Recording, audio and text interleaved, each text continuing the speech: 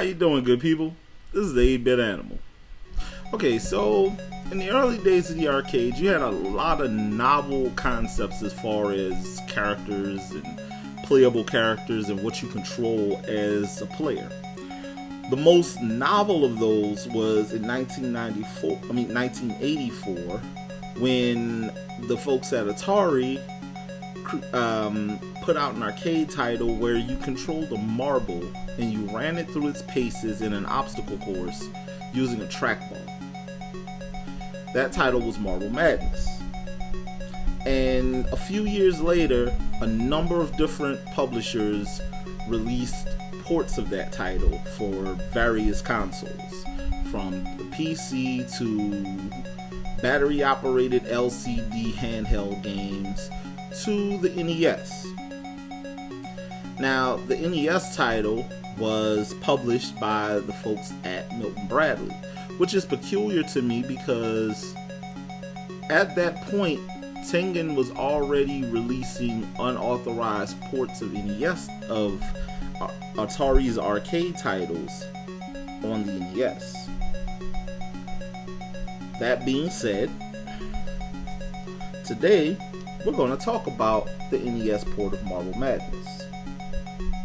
Okay, like I said, the NES port of Marble Madness, much like the arcade port of Marble Madness, puts you in the role of a little blue marble, or in the two-player mode, a blue marble and a red marble.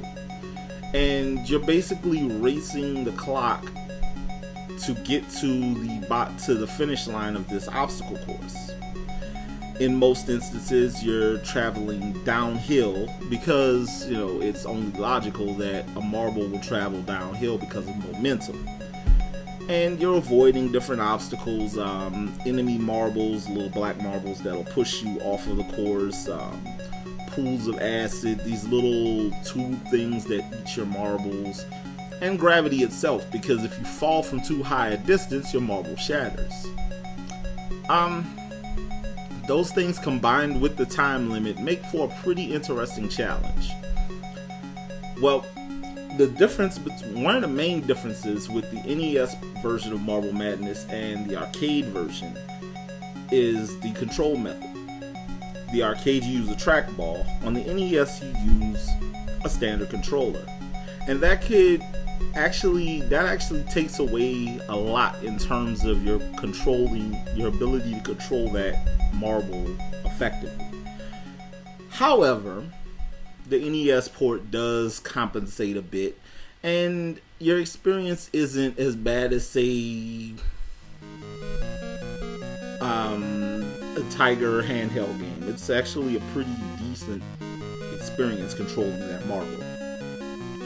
It's only a few levels, so you can beat this game in about 10, 12 minutes if you mastered each stage. There are only a handful of stages, and as far as action puzzle type games go, Marble Madness is a pretty good one.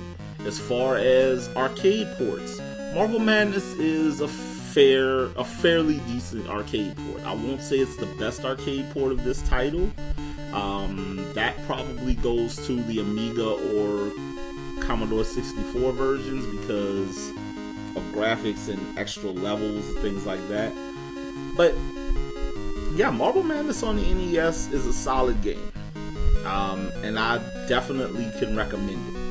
Now, if you want a more arcade perfect experience, on Midway Treasures Volume 1 for the PlayStation 2, Xbox, and GameCube, Marble Madness is included on that game disc.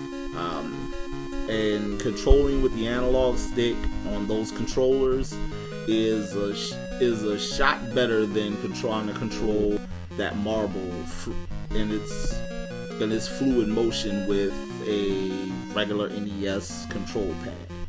So, but all that said, the NES port is a capable port of this title. So definitely pick it up if you're looking for that really solid Marble Madness experience on your NES. This has been the 8-Bit Animal, and I'll catch you beautiful people tomorrow.